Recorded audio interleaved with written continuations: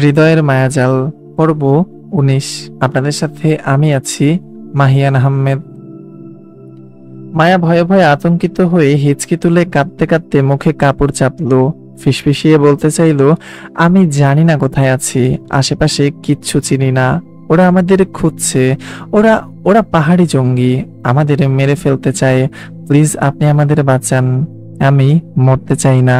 আমার আপনার সাথে এখনো সংসার করা হয়নি, আপনার জন্য বউ সাজা হয়নি, আপনাকে নিয়ে একজনও মেরে স্বপ্ন বোনা বাকি। আমাদের বাঁচান প্লিজ নেতা সাহেব। আমি আপনাকে ছেড়ে মরতে চাই না, প্লিজ আমাদের সাহায্য করুন। মায়ার কান্নায় হৃদের মন অস্থির হলো, ছটফটে ব্যাকুল হলো মস্তিষ্ক। হুট করেই যেন হৃদ বুঝতে পারলো তার বউকে ছাড়া সে একেবারেই অচল। এই মেয়ের কিছু হবে ভেবেই যেন তার নিঃশ্বাস আটকে আসছে। আল্লাহ না করুক তার বউয়ের কিছু হলে। এর এর বেশি ভাবতে পারলো না হৃদ। নিঃশ্বাস আটকে আসার মতন থমকে দাঁড়ালো, বলিষ্ঠ হাত জোড়ায় কম্পন অনুভব করলো মুহূর্তেই। হৃদ নিজের সেই কম্পিত হাতের দিকে তাকালো, ডান হাতটা রক্তে ছুপ ছুপ। হয়তো তখন টেবিলের জিনিসপত্র ছুঁড়ে ফেলার মধ্যে ধারালো কিছু লেগে কেটে গেছে। তাজা রক্তে ব্যথা তার অনুভব হলো না, বরং ভীষণভাবে বুক কাঁপলো। কলিজা নড়ছে বউয়ের বিপদের কথা শুনে। হৃদের এতদিন মনে হতো বউকে সে শুধু পছন্দ করে, হৃদ চাইলে ঠিকঠাক সংসার করার মতন। কিন্তু এখন মনে হচ্ছে তার পুরো দুনিয়া ঘুরে এই মেয়ের আগে পিছে। এই মেয়ের শূন্যতা সে নিতেই পারবে না। হৃদের সাধ্যের বাহিরে বউকে হারিয়ে বাঁচা। অস্থির উত্তেজিত হৃদের কণ্ঠস্বর কমে আসলো অসহায়ত্বে। এই প্রথম মনে হলো হৃদ অসহায়, ভীষণভাবে অসহায় এই নারীর সামনে। তার ক্ষমতা, টাকা পয়সা কিচ্ছু কাজে দিচ্ছে না। সে পারছে বউকে সেভ করতে, সে পারছে না বউকে সেভ করতে। অস্থির হৃদ ব্যাকুলতায় চেপে ধীর গলায় মায়াকে শুধালো, জান জান রিল্যাক্স, এই তো আমি আছি, কিচ্ছু হবে না তোমার। শুধু একবার ঠান্ডা মাথায় বলো তুমি কোথায় আছো, আশপাশটা চেনার চেষ্টা করো জান। হৃদের নরম স্বরের পেছনে তীব্র অস্থিরতা ঠাহর করতে পারলো না ফোনের ওপাশে থাকা মায়া, বরং একইভাবে ফোপানো গলায় মায়া বলল, আমি জানি না তো কোথায় আছি, আশেপাশে কিচ্ছু চিনতে পারছি না অন্ধকারে। আমাদের কলেজ বাস আমাদের রেখে চলে গেল অনেক আগেই। বিগত 2 ঘন্টা ধরে আমি আর আমার ফ্রেন্ড এই পাহাড়ের মাঝে দৌড়াচ্ছি জঙ্গি ছেলেদের হাত থেকে বাঁচতে।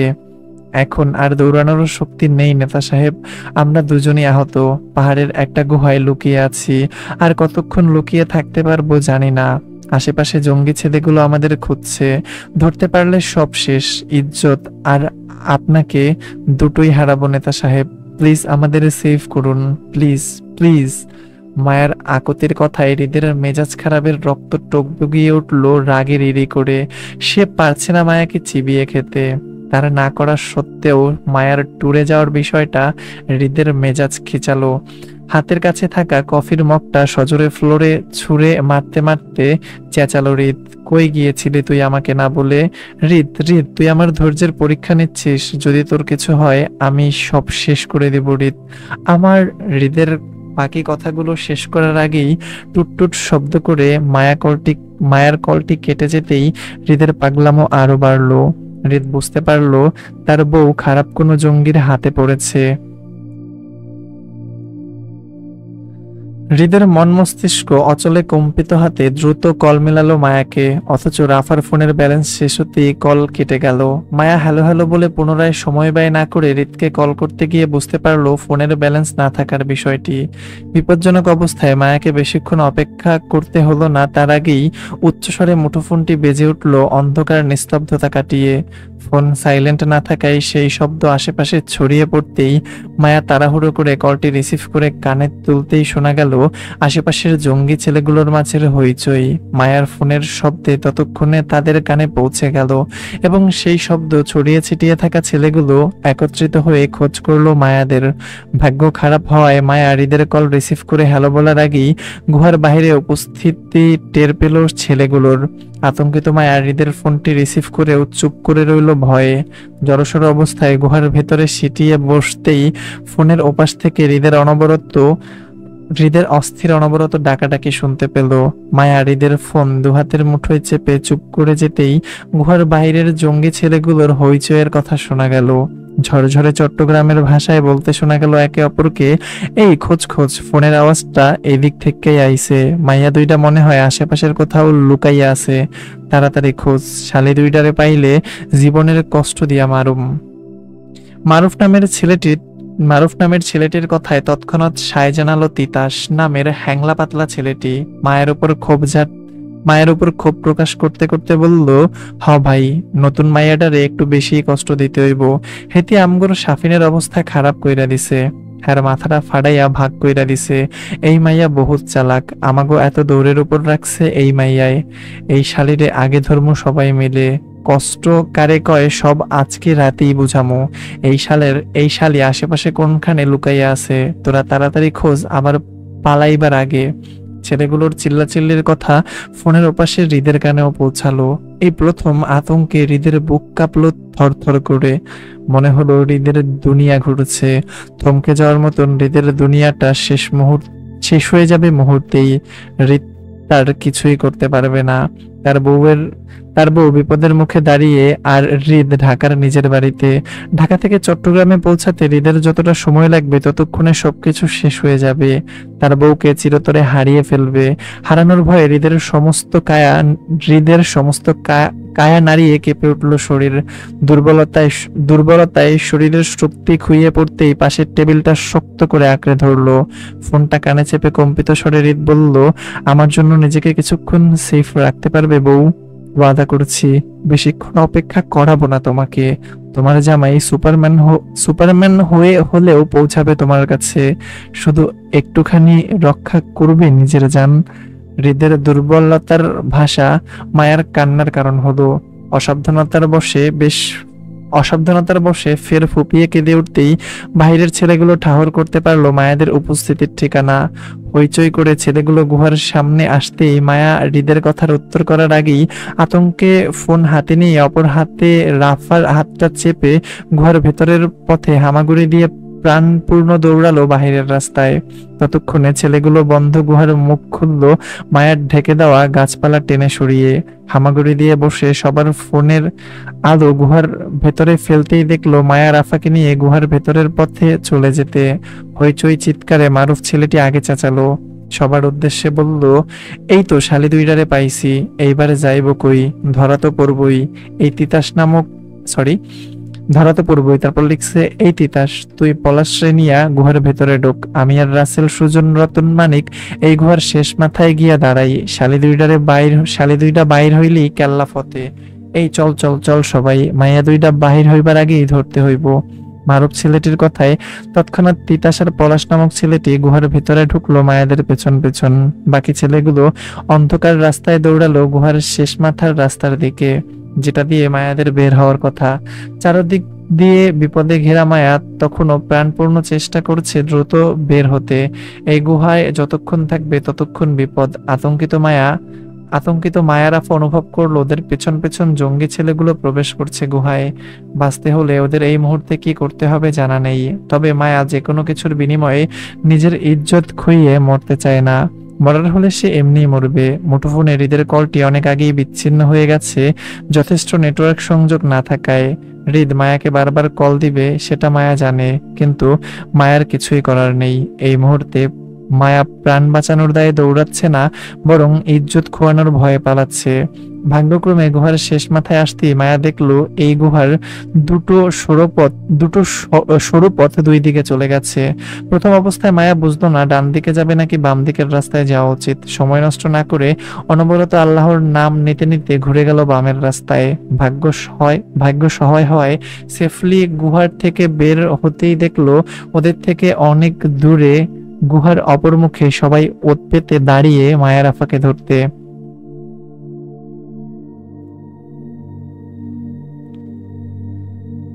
আতঙ্কিত রাফা কিছু বলবে তার আগে হঠাৎ পায়ে টান অনুভব করতেই দাঁড়িয়ে থাকা রাফা উল্টে পড়লো মাটিতে।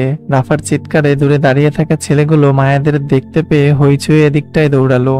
মায়া দ্রুত রাফাকে টেনে ধরতে চেয়েও বুঝতে পারলো গুহার ভিতরে থাকা তিতাস ছেলেটি রাফার পা আঁকড়ে ধরে আছে যেতে না দিতে। তাড়াহুড়োয় মায়া কি করবে বুঝতে না পেরে হাতের কাছে যা পেল তাই ছুঁড়ে মারলো গুহার ভিতর। পাহাড়ি লাল বালু মুঠো ভর্তি নিয়ে অনবরত ছুঁড়ে মারায় মুহূর্তেই চেঁচালো তিতাস আর পলাশ নামক ছেলে দুটো। মায়ের হঠাৎ বালুর আক্রমণের জন্য প্রস্তুত ছিল না তারা। নিজেদের চোখ বাঁচাতে রাফার পা ছেড়ে দিতেই মায়া রাফাকে টেনে তুলে ফের দৌড়ালো পাহাড়ের উঁচু পথে। বেখেয়ালি মায়া রাফাকে বাঁচাতে গিয়ে তাড়াহুড়োয় হাতের ফোনটা সেখানেই ফেলে আসলো। কিছুটা পথ দৌড়াতে দৌড়াতে কানে আসলো ফোনের রিংটোনের শব্দ। আতঙ্কিত মায়া পেছনে ঘুরে দেখলো গুহার সামনে অল্প আলোয় ফোনটি বাজছে। হয়তো হৃদের কল এসেছে। কিন্তু ফিরে গিয়ে ফোনটা তুলে আনার সুযোগ মায়ের আর ছিল না। ততক্ষণে মায়ের পেছনে জঙ্গি ছেলেগুলোও ছুটছিল। অসহায় মায়া হুহুক শব্দে কেঁদে উঠল। এমন অসহায় পরিস্থিতিতে মায়ার শুধু হৃদের কথাই মনে পড়ছে। মনে হচ্ছে এই যাত্রায় মায়া বেঁচে যাক, জীবন একটা সুযোগ দিক মায়াকে, ওর স্বামীকে কাছে ফিরে পাবার। মায়ের কত স্বপ্ন জীবনকে নিয়ে। আজ যেন সব শেষে পথে লাগছে অন্ধকার পাহাড়ের পথে দৌড়িয়ে। উদ্দেশ্যবিহীন মায়াদের দৌড় শেষ হলো উঁচু পাহাড়ের শেষ প্রান্তে এসে। এখান থেকে এগোনোর পথ নেই। সামনে মরণের গহীন খনন, পেছনে জঙ্গির আতঙ্ক। ওদের ফিরে যাবার পথ বন্ধ। এখান থেকে ঘুরে দৌড়াতে চাইলে ততক্ষণে ধরা পড়ে যাবে জঙ্গিদের হাতে। মায়া রাফা দুজনই হা করে বড় বড় নিঃশ্বাস নিচ্ছে একে অপরের দিকে তাকিয়ে। দুজনের চোখে আতঙ্ক, ভয় আর অশ্রু। এরপর কি হবে দুজনই জানে। এখান থেকে লাফ দিলে মৃত্যু নিশ্চিত, আবার দাঁড়িয়ে থাকলে জঙ্গির হাতে ইজ্জত খুইয়ে অসম্মানজনক মরতে হবে এটাও নিশ্চিত। দুই দিক থেকেই ওদের মৃত্যু নিশ্চিত। পার্থক্য শুধু পাহাড় থেকে লাফ দিলে সম্মানের সহিত মরবে, আর প্রাণের ভয়ে দাঁড়িয়ে থাকলে জঙ্গিদের হাতে অসম্মানের সহিত ইজ্জত খুইয়ে মরবে। দুর্বল শরীরে দুজনের আঁকড়ে ধরা হাতগুলো অনবরত কাঁপছে। পেছনের ছেলেগুলোর হইচইয়ের চিৎকার। মায়া রাফা দুজনই ভয়ে আতঙ্কে পেছনে তাকালো। ছেলেগুলো অনেকটাই কাছে চলে এসেছে। যা করার মায়াদের এক্ষুনি করতে হবে। মায়া যখন পাহাড় থেকে লাফ দিবার মনস্থির করছিল, তক্ষুনি আতঙ্কিত রাফা কাঁদতে কাঁদতে একত্রিত স্বরে বাঁচার আহাজারি করে বলল, আমি পারবো না মায়া, আমাকে দ্বারা হবে না এখান থেকে লাফ দেওয়া। আমি মরতে চাই না মায়া, আমি বাঁচতে চাই। আমার ভয় করছে।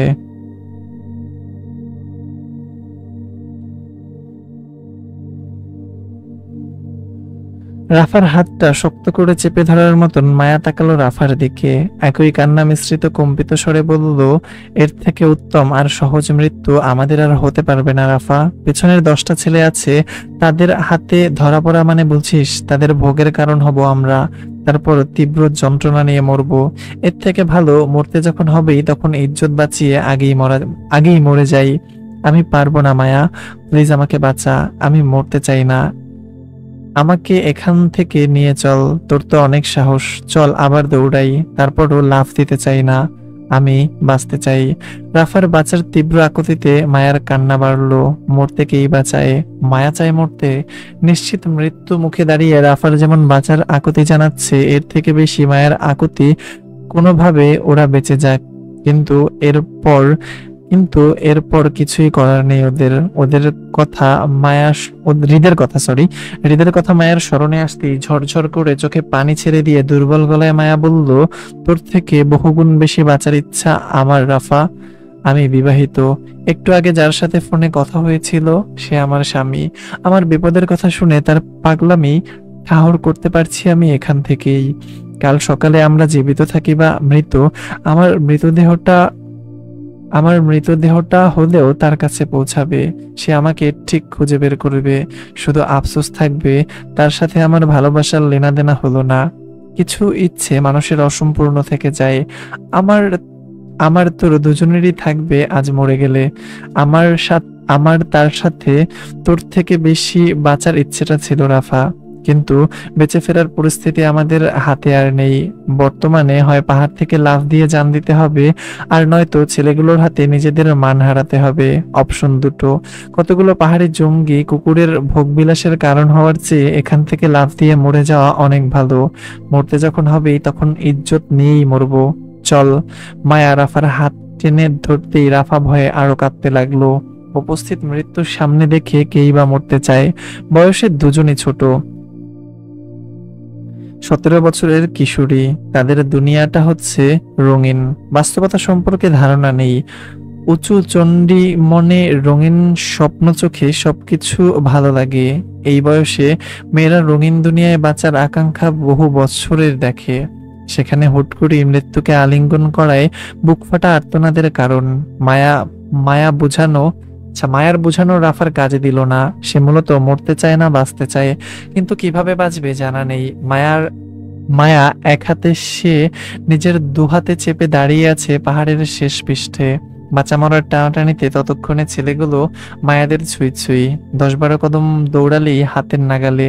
কিন্তু এই অবস্থায় মায়া রাফাকে নিয়ে লাফ দিতে পারছে না, কারণ রাফা নিজে যেমন লাফ দিচ্ছে না, তেমনি মায়াকেও দিতে দিচ্ছে না। শক্ত হাতে মায়াকে চেপে আছে। জোরাজুরিতে মায়া ভীষণ আতঙ্কিত। সামনে ছেলেগুলোর হাতে একবার ধরা পড়লে সব শেষ। কিন্তু রাফাকে কে বোঝাবে সব? মায়া আবারও ঘুরে পাহাড়ের তলদেশে অন্ধকার গহীনের দিকে তাকালো। পর মুহূর্তে ঘাড় ঘুরিয়ে ছেলেদের অবস্থান নিজেদের কাছে ঠাউর করতে পেরেই মায়া রাফার দিকে তাকালো। এই মুহূর্তে মায়ার ইচ্ছে করছে রাফাকে দুগালে কতক্ষণ চড়াতে। মায়াকে আটকিয়ে মরার থেকে বাঁচাতে পারবে কি এই মেয়ে, নাকি নিজেদের জন্য আরো বিপদ বাড়াচ্ছে? আতঙ্কিত মায়া কি করবে বুঝতে না পেরেই হঠাৎ করে রাফার হাত কামড়িয়ে ধরলো নিরুপায় হয়ে। ভয়ার্ত রাফা ব্যথা পেয়ে চিৎকার করে উঠতেই সেই সুযোগে মায়া রাফাকে নিয়ে তৎক্ষণাৎ লাফ দিল পাহাড়ের চূড়া হতে। বাবারে! মায়াদের লাফের সাথে সাথে আতঙ্কিত মুখে চেঁচালো বাকি ছেলেগুলো। দৌড়ে মায়াদের অবস্থান দাঁড়িয়ে হাঁপাতে হাঁপাতে তাকালো পাহাড়ের অন্ধকার তলদেশে।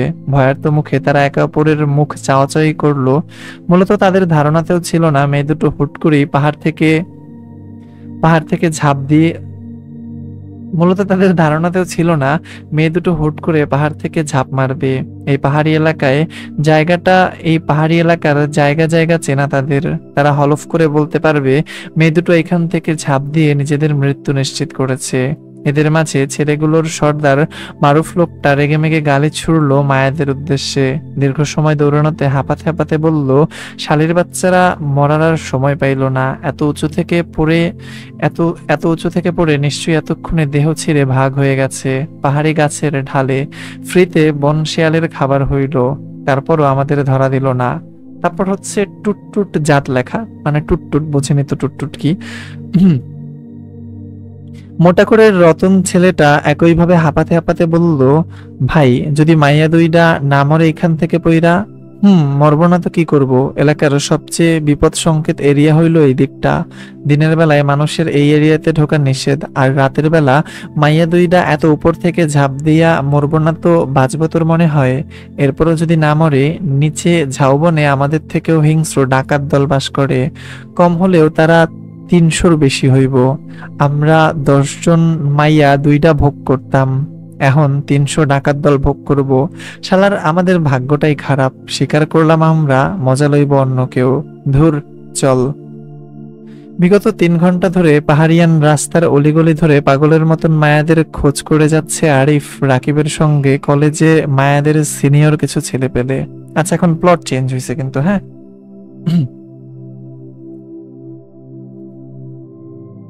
বিগত 3 ঘন্টা ধরে পাহাড়িয়ান রাস্তার অলিগলি ধরে পাগলের মতন মায়াদের খোঁজ করে যাচ্ছে আরিফ। রাকিবদের সঙ্গে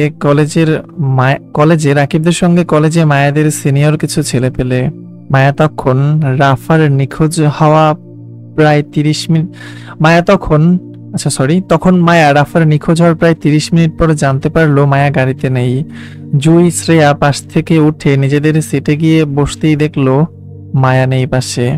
মায়ার কথা মাথায় আসতেই জুই তাড়াহুড়ো করে উঠে দাঁড়িয়ে পুরো বাসে চোখ বুলিয়ে কোথাও মায়াকে দেখতে না পেয়ে চেঁচামেচি করে জানায় মায়া বাসে ওঠেনি। আরিফ তখন ক্লান্তিতে বাসের পেছনের সিটে বসে ঝিমোচ্ছিল। জুইয়ের চিৎকারে হঠাৎ মস্তিষ্ক তড়াক লেগে জেগে ওঠে মায়ার মিসিং এর ব্যাপারটা শুনে। অবিশ্বাস্যের মতো তৎক্ষণাৎ এগুলো মায়ার খোঁজ করে যখন পুরো বাসে হইচই পড়লো, তখন বুঝতে পারলো মায়া সত্যিই মিসিং। আরিফের পুরো দুনিয়া ঘুরে ওঠার মতন চক্র কাটলো। এত করে বোনদের চোখে চোখে রেখেও শেষ পর্যন্ত বোনকে হারিয়ে ফেললো কিভাবে? আরিফ আতঙ্কিত ভঙ্গিতে চিল্লাচিল্লি করে দ্রুত বাস থামিয়ে বাকি বাসগুলোতেও মায়ার খোঁজ করতে গিয়ে জানতে পারে রাফা নামের আরো একটা মেয়ে মিসিং আছে বাস থেকে। রাফার বান্ধবী চৈতি জানায় সেটা। চৈতি মনে করেছিল রাফা অন্য বাসে ওর বেস্ট ফ্রেন্ড সোহানের সাথে, কিন্তু মায়ার নিখোঁজের সাথে সাথে বুঝলো রাফাও গায়েব। পরপর 4টে বাসই থামে পাহাড়ি রাস্তার মাঝে। হইচইয়ে সকল স্যাড সিনিয়ররা গাড়ি থেকে নেমে পড়লো টেনশনে। এত রাতে মেয়ে দুটো কোথায় যাবে? ওনারাই বা কোথায় ফেলে এসেছে মেয়ে দুটোকে? এত কঠোর নজরদারির পরও এত বড় দুর্ঘটনার জন্য কলেজের কর্তৃপক্ষের কাছে কৈফিয়ত করতে হবে। এর জন্য মেয়ে দুটো সহি সালামতে না পেলে থানা পুলিশের ঝামেলা বাড়বে, কলেজের বদনাম। টেনশনে এক একজন টিচার্স ঘেমে জবজব হলো। আতঙ্কিত দেখালো এক একজনের ফেস। সবাই ধারণা করলো লাস্ট যখন তারা খাবার হোটেলে বাস থামিয়েছিল, তখন হয়তো মেয়ে দুটো সেখানে রয়ে গেছে। ধারণা অনুযায়ী তাই হলো। জুই জানালো মায়া ওকে বাইরে যাবার কথা বলে বাস থেকে নেমেছিল। তখন তাড়াহুড়োয় আরিফ বাকি টিচার সহ তখনকার হোটেলের ম্যানেজারকে কল দিয়ে জানতে চাইলো তাদের হোটেলে কলেজ শিক্ষার্থীর দুটো মেয়ে পাওয়া গেছে কিনা বা আশেপাশে খোঁজ করতে। অল্প সময়ে হোটেলের ম্যানেজার জানায় সেখানে আপাতত কলেজের শিক্ষার্থীদের মধ্যে কেউ নেই। যদি এমন কেউ তারা পায় তাহলে অবশ্যই জানাবে আরিফদের। অতিরিক্ত টেনশনের থেকে আরিফের মাথা চক্কর দিয়ে উঠতেই পাশ থেকে রাকিব আর আরিফের বন্ধু দিহান ঝাপটে ধরলো আরিফকে। ধরাধরি করে আরিফকে রাস্তায় বসাতে চাইলে আরিফ অস্থির গলায় কলেজ সহকারী অধ্যাপককে বলল, আমাকে একটা টিমের ব্যবস্থা করে দিন স্যার, আমি আমার বোনকে খুঁজবো। আপনি বাকি শিক্ষার্থীদের নিয়ে আপাতত চলে যান, দরকার হলে সকালে আবার আসবেন। ততক্ষণে আমরা এইদিকে আর্মি ক্যাম্পে যোগাযোগ করছি, তারা আমাদের সাহায্য করবে মিসিং কেসে। আরিফের কথায় স্বেচ্ছায় একদল ছেলে আলাদা হয়ে এগিয়ে আসলো আরিফের সাহায্যের জন্য। 10-15 জনের একটা টিম পুনরায় হোটেলের দিকে যেতে চাইলে গাড়ির সংকীর্ণতার জন্য আটকে গেল। রাত তখন 10টা 55 ঘরে। এত রাতে পাহাড়ি রাস্তায় গাড়ি খুঁজে পাওয়া মুশকিল, সেজন্য পুনরায় বাসগুলো আবারও আরিফদের নিয়ে হোটেলের রাস্তায় গেল। সর্বোচ্চ গতিতে গাড়ি পৌঁছালো সেখানে। সকল স্টুডেন্টদের গাড়িতে লক করে তাড়াহুড়োয় নামলো আরিফ সহ বাকি টিচার্সরা। সকলে আশেপাশে খোঁজ নিয়ে দেখলো সত্যি মায়াদের উপস্থিতি সেখানের কোথাও নেই। 14 সদস্যের টিম মেম্বারদের জন্য হোটেল থেকে টর্চ লাইট সংগ্রহ করে সর্বপ্রথম আরিফ যেতে চাইল আর্মি ক্যাম্পে। সেখান থেকে আর্মিদের সাহায্যে পাহাড়ের বুকে চড়বে মায়াদের খুঁজতে। এত কিছুর মাঝে মায়ার টেনশনে আরিফ জুইয়ের কথাও ভুলে বসলো। সে বের হয়ে যেতে গিয়েও থেমে গেল দ্বিতীয় বোনের কথা ভেবে। তাড়াহুড়োয় আরিফ চলে যেতে গিয়েও ফিরে আসলো জুইয়ের কথা ভেবে। আরিফ চলে গেলে এত রাতে একা জুইকে কার কাছে দিয়ে যাবে? মায়া নেই, আরিফ নেই, জুই এত রাতে কার কাছে থাকবে? বাসগুলো পুনরায় মুরাদপুর পৌঁছাতে রাত 2টোর উপর হবে। এত রাতে একা মেয়ে জুইয়ের পক্ষে সম্ভব হবে না বাসায় গিয়ে একা ওঠার। আবার আরিফের সঙ্গেও এত রাতে পাহাড়ি এলাকায় নিয়ে যাওয়া সম্ভব নয়। ওরা জানে না সামনে কি হবে, কোন বিপদ থেকে কোন বিপদে পড়ে তারা। উত্তেজিত আরিফ এগিয়ে এসে জুইয়ের দায়িত্ব দিয়ে গেল অন্য একজন টিচার্সের কাছে। হাত জোর করে রুবিনা ম্যাডামকে বলে গেল তার বোনকে দেখে রাখতে, অন্তত আজ রাতটা জুইকে ওনার বাসায় রাখতে। কাল সকালে আরিফ গিয়ে নিয়ে আসবে। জুইকে সেফলি রেখে যেতেই আরিফ সকলকে নিয়ে চললো আর্মি ক্যাম্পে। পাহাড়ের বুকে চড়তে হলে অবশ্যই তাদের ট্রেনিং প্রাপ্ত একজন ট্রেনার লাগবে, যে তাদের পাহাড়ি পথের নির্দেশনা দিবে, আর্মি ক্যাম্পে নিয়ে যাবে। সেটাও সংগ্রহ করলো হোটেল থেকে একজনকে। আর সেই ট্রেনারের সাহায্যে প্রথম গেল আর্মি ক্যাম্পে। মিনতি করার মতন করে তাদের কাছে সাহায্য চাইলে তারা জানালো সকালের আগে তারা কিছুই করতে পারবে না, এত রাতে তাদের দ্বারা কিছু করা সম্ভব নয়। আইনি সাহায্য চাইলে আরিফদের অন্তত সকাল পর্যন্ত অপেক্ষা করতে হবে। অসহায় আরিফ মায়াদের টেনশনে সময় ব্যয় না করে আর্মি ক্যাম্প থেকে বের হয়ে একাই চলল বোনকে খুঁজতে। সঙ্গে তাদের 15 সদস্যের টিমটিও ছিল। বয়স্ক ট্রেনার নিয়ে পাহাড়ি পথের অলিগলি চলতে বেশ কয়েকজন আঘাতও পেল। আবার পড়ি লাইনটা, হ্যাঁ, একটু অগোছালো ভাবে লেখা তো এর জন্য সমস্যা। বয়স্ক ট্রেনারকে নিয়ে পাহাড়ি পথের অলিগলি চলতে গিয়ে বেশ কয়েকজন আঘাতও পেল। এখানে লেখা হবে বেশ কয়েকজন আঘাত পেল, কিন্তু উনি লিখছে বেশ কয়েকজনকে আঘাত। যাই হোক, বাদ দেন, শোনা লাগবে না। তাদের মধ্যে আরিফও ছিল একজন। আশাহত আরিফ বুঝতে পারলো এই রাতে আইনি সহায়তা পাবে না তারা। সাধারণ মানুষের সাহায্য কেউ করতে চায় না। মায়াকে হারিয়ে প্রায় ঘন্টা 3 মতো চড়তে লাগলো এক পাহাড় থেকে অন্য পাহাড়ের চূড়ায়। রাত তখন 1টার ঘরে। আরিফের টিম মেম্বার যখন মায়াদের খোঁজাখুঁজিতে ব্যস্ত তখনই দেখা গেল পাহাড়ি রাস্তার বুকে আরিফের টিম মেম্বার যখন মায়াদের খোঁজাখুঁজিতে ব্যস্ত তখনই দেখা গেল পাহাড়ি রাস্তার বুক চিরে উজ্জ্বল আলোয় কতগুলো ট্রাকের উপস্থিতি।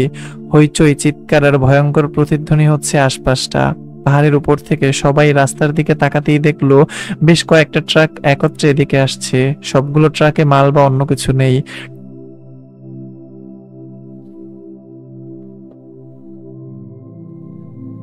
বরং ট্রাক ভর্তি অসংখ্য ছেলেদের উপস্থিতি।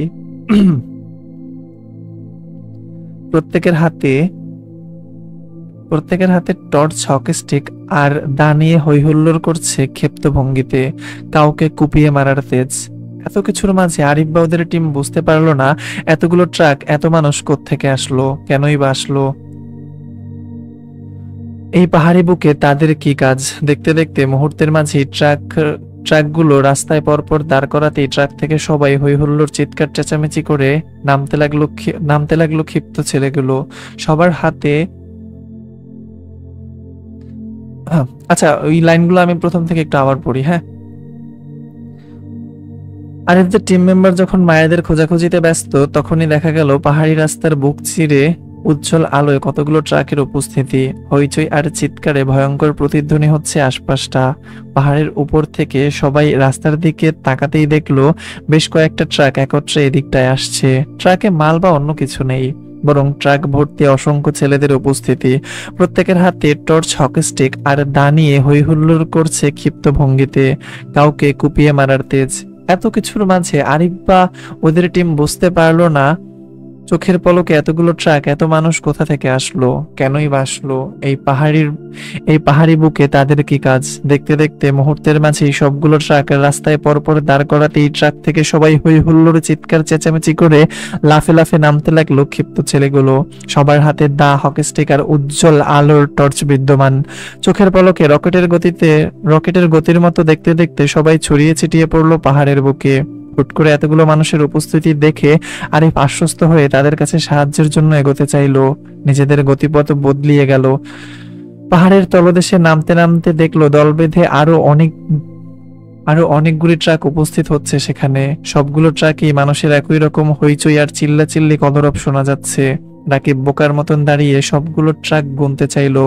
ওর ধারণা মতে না হলেও 20টা ট্রাকের ঊর্ধ্বে লাইন ধরে বেঁধে চলছে একটার পর একটা ট্রাকে কম করে 50 জন মানুষ দাঁড়িয়ে থাকা অবস্থায় আছে।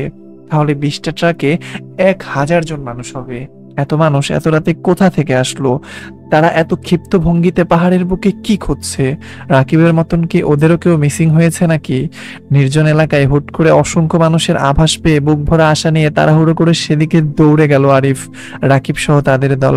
হকি স্টিক হাতে ছেলেগুলোর কাছাকাছি যেতেই ক্ষিপ্ত ভঙ্গিতে একদল ছেলে আক্রমণ করে বসলো আরিফদের।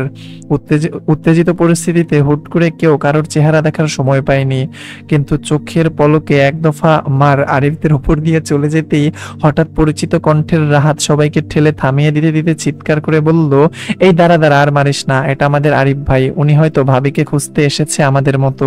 থাম থাম, তোরা থাম। হাতে হাতে ঠেলে সবাইকে থামাতে থামাতে লাঠির বেশ কয়েকটা আঘাত পেল সবাই। টর্চ লাইটের আলো আরিফের উপর পড়তেই বুঝতে পারলো তারা সবাই অতি পরিচিত মানুষ। আরিফ নিজেদের এলাকায় পরিচিত রাহাত সঙ্গীদের দেখে উত্তেজনায় জাপটে ধরলো খুশিতে। এই বিপদের সময় এই বুঝি মায়াকে খুঁজতে সবাই সাহায্য করবে ওর। আরিফ কিছু বলার আগেই রাহাত আরিফকে আশ্বস্ত করে বলল, চিন্তা করবেন না ভাই, ভাবির কিচ্ছু হবে না, আমরা সবাই আছি। পুরো পাহাড় থেকে হলো ভাবিকে খোঁজ করব। শুনলাম ভাবির সাথে নাকি আরো একটা মেয়ে মিসিং আছে।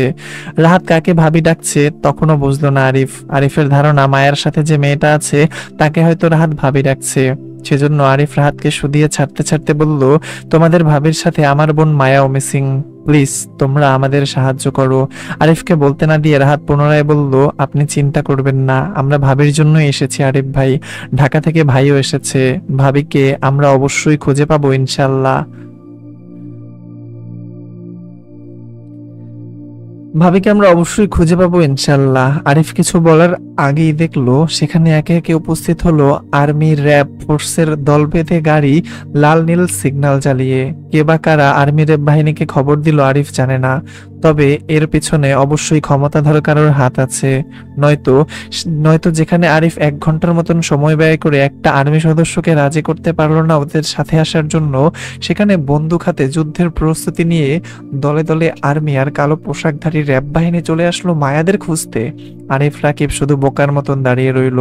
মূলত তারা বুঝতে পারছে না সবাই মায়াদের খুঁজে এসেছে, কিন্তু কে এত বিশাল ক্ষমতাধর আয়োজন করলো দুটো মানুষকে খুঁজতে। আরিফ আরিফ নিজের ভেতরের কৌতূহল চেপে সবার সাথে পাহাড়ের চূড়ায় চলল মায়াদের খোঁজে। অল্প সময়ের ব্যবধানে অন্ধকার পাহাড়ি এলাকা হয়ে উঠল আলোর ন্যায় উজ্জ্বল। পাহাড়ি গাছগাছালি থেকে মানুষের কলরবের শব্দ বেশি। একত্রে হাজার হাজার মানুষের আগমনে বন পশুদের ভয়ার্ত চিৎকার শোনা গেল চারদিকে। চোখের পলকে পাহাড়ের বুকে ছড়িয়ে ছিটিয়ে থাকা আর্মি, র্যাব আর হৃদের পাঠানো হাজার হাজার ছেলে পেলে। দূর থেকে যে কেউ দেখলে বলে দিতে পারবে পাহাড়ের বুকে কোনো কিছুর অভিযান চলছে জড়সড়। চারদিকে শুধু আলোর মেলা, যেখানে অল্প সময়ের ব্যবধানে অন্ধকার আকাশে দেখা গেল উজ্জ্বল আলোর কতগুলো হেলিকপ্টার। কে বা কারা আসছে আরিফদের বাদে, কে বা কারা আছে আরিফরা বাদে সবাই জানে। রাত তখন 1:28 ঘরে। তুমুল শব্দ করে হেলিকপ্টারে পাখার রাউন্ড রাউন্ড ঘুরে নামলো পাহাড়ি উন্মুক্ত রাস্তায়। পাখার তীব্র বাতাসে উপস্থিত মানুষ হতে পাহাড়ের ছোট বড় গাছগাছালি ডালপাতা নুয়ে পড়েছে একে অপরের গায়ে। আশেপাশে মানুষজনদের দাঁড়িয়ে থাকা অসম্ভব হয়ে উঠছে। সবাই দূরে গিয়ে দাঁড়ালো হেলিকপ্টার থেকে। তীব্র গমগমে শব্দে পরপর 9টি হেলিকপ্টার নামলো একই পাহাড়ি রাস্তায়। প্রথম হেলিকপ্টার থেকে হৃদের সাথে আসিফকে লাফিয়ে নামতে দেখা গেল। বাকি 8টা থেকে বন্দুক হাতে বডিগার্ডদের লাফিয়ে বের হতে দেখা গেল। হৃদকে দেখে প্রথম হেলিকপ্টার থেকে হৃদের সাথে আসিফকে লাফিয়ে নামতে দেখা গেলেও বাকি 8টা থেকে বন্দুক হাতে বডিগার্ডদের লাফিয়ে বের হতে দেখলো সবাই। হৃদকে দেখেই আরিফ বুঝতে পারলো এসব ক্ষমতার উৎস কোথা থেকে এসেছে। হয়তো রাফা নামের মেয়েটির সাথে হৃদের ঘনিষ্ঠ সম্পর্ক থাকতে পারে ভেবেই আরিফ হৃদকে নিয়ে এত মাথা ঘামালো না। তার এই মুহূর্তে বোনকে দরকার। সেজন্য আরিফ হৃদকে দেখে এগিয়ে গেল সামনে। উদ্দেশ্য হৃদকে জানাবে তার বোন মায়াও মিসিং। উত্তেজিত হৃদ হেলিকপ্টার থেকে লাফিয়ে নামতে আর্মি র্যাব ফোর্সের 2জন কমান্ডার এগিয়ে আসলো হৃদের সঙ্গে সাক্ষাৎকারে। অস্থির উত্তেজিত হৃদের মেজাজ বোঝা দেয়। হিংস্রতার রাগে চোখের পাতা ফুলে আছে লাল হয়ে। ঘায়েল বাঘের ন্যায় হিংস্রত্বের গর্জন ছাড়বে যে কোনো সময়। দৃষ্টিতে সে কি তেজ, কিন্তু মুখের ভাষা নিশ্চুপ। কালো শার্টের হাতাগুলো টেনে গোটাতে গোটাতে সামনে এগোতেই পেছন থেকে আসিফ একটা বন্দুক এগিয়ে দিতেই সেটা দক্ষ হাতে তুলল হৃদ। ডান হাতে বন্দুক চেপে বাম হাতে ট্রিগার পয়েন্ট টানতেই পথ আটকে দাঁড়ালো 2জন কমান্ডার। হৃদকে আশ্বস্ত করতে চাইলো তারা মেয়ে দুটোকে অতি শীঘ্রই খুঁজে পাবে। কিন্তু ক্ষিপ্ত হৃদ তাদের ভালো কথায় পোষালো না তার। মেজাজ হারিয়ে দাঁত পিষে বলল, আশেপাশে যেখানে যাকে পাবেন সবাইকে বন্দি করুন। ছোট বড় বুড়ো ছেলে, চোর ডাকাত জঙ্গি সন্ত্রাস যাকে পাবেন সবাইকে আমার বন্দি চাই। এই রাতে পাহাড়ের বুকে থাকা একটা মানুষও যাতে পালাতে না পারে সেটা শিওর করুন। আমার সবাইকে বন্দি চাই। Got it? হয়ে যাবে মিস্টার খান। আপনি হৃদ ভাই। কমান্ডারের কথা শেষ করার আগেই সেখানে উপস্থিত হলো আরিফ। উত্তেজনায় কমান্ডারের কথার মাঝে কথা বলে ফেললো হৃদকে ডেকে। হৃদের খিচে থাকা মেজাজটা তরাক করে তপ্ত আগুনের ন্যায় জ্বলে উঠলো আরিফের উপস্থিতি দেখে। মেজাজ হারিয়ে মুহূর্তের মাঝে হিংস্র বাঘের ন্যায় থাবা বসালো আরিফের শার্টের কলারে। চোখের পলকে কারোর কিছু বুঝে ওঠার আগেই পরপর শক্ত হাতে ঘুষি পড়লো আরিফের নাকে মুখে। উপস্থিত সবাই থমথমে খেয়ে গেল হৃদের হঠাৎ কাণ্ডে। আসিফ দ্রুত সবাইকে ঠেঙিয়ে হৃদকে জাপটে ধরলো আরিফকে আঘাত করা থেকে। একা আসিফ হৃদকে সামলাতে মুশকিল হতে দেখে পরপর সঙ্গে আরো 2জন কমান্ডার এগিয়ে এসে হৃদকে জাপটে জড়িয়ে ধরলো আরিফকে থেকে ছাড়াতে। টানাটানি করে আরিফ হতে হৃদকে ছাড়িয়ে নিতেই ভয়ঙ্কর মেজাজে চেঁচালো হৃদ। আরিফকে উদ্দেশ্য করে ফের তেরে যেতেই গর্জে উঠে বলল, হারামির বাচ্চা, তুই থাকতে আমার বউ হারালো কিভাবে? বোনকে যদি দেখে রাখতে না পারিস তাহলে দায়িত্ব নিতে গেছিলি কেন? তোকে কে বলেছে আমার বউকে ট্যুরে নিয়ে আসতে? আমার থেকে পারমিশন নিয়েছিলি? আহত অবস্থায় পুনরায় হৃদের আঘাত পেয়ে নুয়ে পড়লো আরিফ। হৃদ কেন আরিফকে হঠাৎ আক্রমণ করলো বুঝতে পারলো না সে। হৃদের সাথে আরিফদের আত্মীয়তার সম্পর্ক আছে, সেই সুবাদে হৃদ আরিফকে আঘাত করার কথা নয়। সবচেয়ে বড় কথা হলো আরিফ হৃদ খানের বউকে চিনে না পর্যন্ত। তাহলে সেখানে আরিফ অন্য কারোর বউকে ট্যুরে নিয়ে আসলো কিভাবে? আরিফ শুধু তার বোনের দায়িত্বে ছিল। আরিফ শুধু তার বোনদের দায়িত্বে ছিল, আর এর জন্য সে কারোর থেকে পারমিশন নিবে না অবশ্যই। নুয়ে পড়া আরিফ উঠে দাঁড়াতে দাঁড়াতে বাম হাতের ঠোঁটের আঘাতের রক্তটা পরিষ্কার করতে করতেই তাকালো হিংস্র চেহারার হৃদের দিকে। হৃদের বন্দুকের ট্রিগারটা দিয়ে আঘাত করায় বেশ কেটেছে আরিফের ঠোঁট।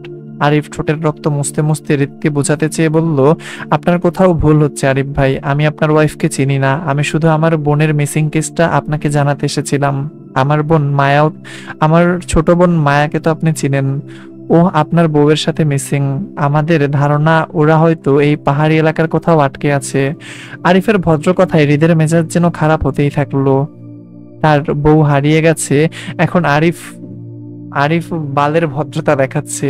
সে যদি তার বউকে সহি সালামতে না পায়, তাহলে সবার আগে এই ছেলেকেই মারবে সে, ট্রিগারের পয়েন্ট রেখে। হৃদ গর্জে উঠে ফের আরিফের দিকে তেড়ে আসতে চাইলে একইভাবে আসিফ আর বাকি দুইজন কমান্ডার বাধা দেয়। হৃদ তেতে উঠে দাঁত পিষে বলল, তোর বালের ধারণা আছে ভদ্রলোকের বাচ্চা? তুই জানিস তোর বোন কই আছে? সে পাহাড়ি জঙ্গি ছেলেদের হাতে ধরা পড়েছে। এতক্ষণে কি হয়েছে তাদের সাথে সেই ধারণা আছে তোর? করতে পারবি? হৃদের কথায় আরিফ অবিশ্বাস্যর গলায় বলল, আপনাকে কে বলেছে সব? তোর বোনের ফোন এসেছিল, সে জানিয়েছে সবটা। আরিফ, দোয়া কর তোর বোনের যাতে কিছু না হয়। যদি কিছু হয় তাহলে তোকে আমি ছাড়বো না। আল্লাহ। যাই হোক, সামনে পড়ি। হ্যাঁ, রাত প্রায় শেষের দিকে, সময় তখন 4টা 21 মিনিট। পুরো পাহাড়ি এলাকায় এত অভিযান চালিয়েও মায়াদের খোঁজের সন্ধান পেল না কেউ। এমনকি মায়াদের এমনকি মায়াদের তাড়ানো তখনকার সেই দর্শন জঙ্গি ছেলেগুলো ততক্ষণে আটকে পড়েছে আর্মিদের হাতে। কিন্তু জানের ভয়ে তারা কেউ মুখ খুলছে না পর্যন্ত। আর না, এটা বলছে মায়াদের তারা হোটেল থেকে তুলে এনেছিল। হৃদের কথা মতো পাহাড়ের বুকে যাকে পেয়েছে সবাইকে বন্দি করেছে আর্মি আর রেপ ফোর্স। এমনকি মায়াদের তখন পাহাড় থেকে লাফিয়ে পড়া বিপজ্জনক এরিয়াতেও রেপ বাহিনীর অভিযান চালিয়ে 300 ডাকাত দলকে আটক করেছে মায়াদের খোঁজে। বিগত 4-5 ঘন্টার অভিযান চালিয়ে দুটো মেয়ের খোঁজ দিতে পারলো না কেউ। আর না, জঙ্গি ছেলেগুলো জানের ভয়ে মুখ খুলে কিছু জানাচ্ছে মায়াদের পাহাড় থেকে লাফিয়ে পড়ার বিষয়টি। আটকে রাখা সবার সাথে তারাও কিছু জানে না বলে অজানা সাজলো। জঙ্গি ছেলেগুলোর ধারণা এত উপর থেকে মেয়েগুলো ঝাঁপ দিয়ে অবশ্যই মরে গেছে এতক্ষণে। সেখানে মৃত মেয়ে দুটো এসে বলবে না তাদের পিছনে কারা লেগেছিল তখন। জঙ্গি ছেলেগুলো যদি এই মুহূর্তে চুপ থাকে, তাহলে অবশ্যই প্রাণে বেঁচে যাবে সবাই। আর নয়তো পরিস্থিতি যে গরম দেখছে, একবার ধরা পড়লে প্রাণ থাকবে না কারোর। ভয়ার্ত মুখে সকলে বারবার একে অপরের মুখ চাওয়াচাই করলো। বুঝতে পারলো মেয়ে দুটো কোনো সাধারণ কেউ ছিল না, ওরা ভুল জায়গায় হাত দিয়েছিল। চারদিকে না পাওয়ার ব্যর্থতার সুর শুনতে শুনতেই নিস্তব্ধ নিশ্চুপ হয়ে গেল হৃদ। মন মস্তিষ্ক টনটন করছে তপ্ত দহনে। বউকে না পাওয়ার ব্যর্থতা তাকে ঘায়েল করছে ক্ষণে ক্ষণে। এত ফোর্স লাগিয়েও বউকে না পাওয়ার কারণটা করে তার বউ সহি সালামতে আর নেই। দুর্বল শরীরে হৃদ মাথা ঘুরিয়ে খই হাইয়ে পড়তে নিলেই পেছনের ছেলেগুলো হইচই করলো হৃদকে পড়া থেকে। ততক্ষণে হৃদ জ্ঞান হারালো। সবাই ধরাধরি করে ক্যাম্পের দিকে নিয়ে যেতে যেতেই সরাসরি ভাবে দেখা গেল আরো কিছু পুলিশ ফোর্সের উপস্থিতি। ছেলের খবর শুনে মন্ত্রী নিহাল খানও শেষ রাতের দিকে উপস্থিত হয় সেখানে। সিকিউরিটি আরো বাড়িয়ে দিয়ে হৃদের খোঁজ করলো। হৃদকে তাঁবুতে দুর্বল অবস্থায় বেহুশ হয়ে পড়ে থাকতে দেখে আতঙ্কে বসলো হৃদের পাশে। ওনার এত বলিষ্ঠবান ছেলেকে কখনো দেখেনি দুর্বল হয়ে জ্ঞান হারাতে। আজ প্রথম দেখলো ওনার ছেলে জ্ঞান হারিয়েছে। বাবার মনটা যেন হু হু করে উঠলো হৃদের টেনশনে। ডাক্তার ব্যবস্থা ছিল তাঁবুতে। পাহাড়ি এলাকায় অভিযান চালাতে গিয়ে যদি কেউ গুরুতর আহত হয়, তার সুষ্ঠু চিকিৎসার জন্য ডাক্তারের ব্যবস্থা করে রেখেছিল আসিফ। নিহাল খান হৃদের পাশে বসাতেই আরিফ সবটা জানালো তাকে, কেন তারা এসেছে এখানে। মায়াকে নিয়ে সবকিছু না বললেও এতটা জানায় হৃদের সাথে মায়ার একটা হালাল সম্পর্ক আছে। চতুর দাম্ভিক নিহাল খানকে আর কিছু ভেঙে বলতে হয়নি আসিফের। চট করে বুঝে গেছে ছেলের দুর্বল হয়ে জ্ঞান হারানোর কারণটা। নারীর টানে বলিষ্ঠ থেকে বলিষ্ঠবান পুরুষকেও মুহূর্তেই দুর্বল হতে দেখেছেন তিনি। ওনার ছেলে তো কিছুই না। হৃদকে ঘুমের ইঞ্জেকশন দিতেই নিহাল খান নিজে দায়িত্ব নিল সবকিছুর। বাকি রাতটা তিনি বিরতিহীনভাবে দাঁড়িয়ে থেকে মায়াদের অনুসন্ধান চালালো, কিন্তু ফলাফল তখনও শূন্য। হৃদের জ্ঞান ফিরে প্রায় 3 ঘন্টা পর। সকাল তখন 7টার ঘরে। খালি মস্তিষ্কে তরাক করে উঠলো কয়েক সেকেন্ড পরপরই। শীত শীত শীত বলে চেঁচিয়ে পাগলের মতো বের হয়ে আসলো তাঁবু থেকে। আশপাশের পরিবেশটা সেই রাতের মতনই গমগমে আর উত্তেজিত দেখে বুঝলো বউকে তারা এখনো খুঁজে পায়নি। নেহাল খান তাঁবুর বাহিরেই দাঁড়িয়েছিল। হৃদকে জেগে উঠতে দেখে এগিয়ে আসলো তিনি। হৃদের চঞ্চল দৃষ্টি আর অস্থির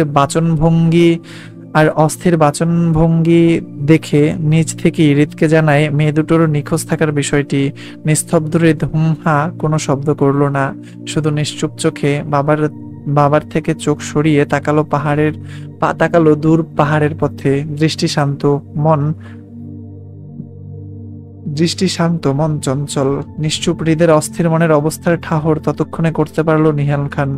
এগিয়ে এসে ছেলেকে চাপটে জড়িয়ে ধরতেই হৃদ ভাঙা গলায় একটু করে বলল, আই লাভ হার বাবা, and I want her. Please বাবা, যে কোনো কিছুর মূল্যে মেয়েটিকে এনে দাও আমায়।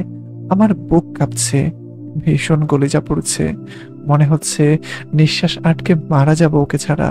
প্লিজ বাবা, আমার আবদারটা রাখো, এনে দাও আমার বউকে, নয়তো আমি পাগল হয়ে যাব বাবা, নিঃশ্বাস আটকে মরে যাব। প্লিজ বাবা, সেভ হার, প্লিজ।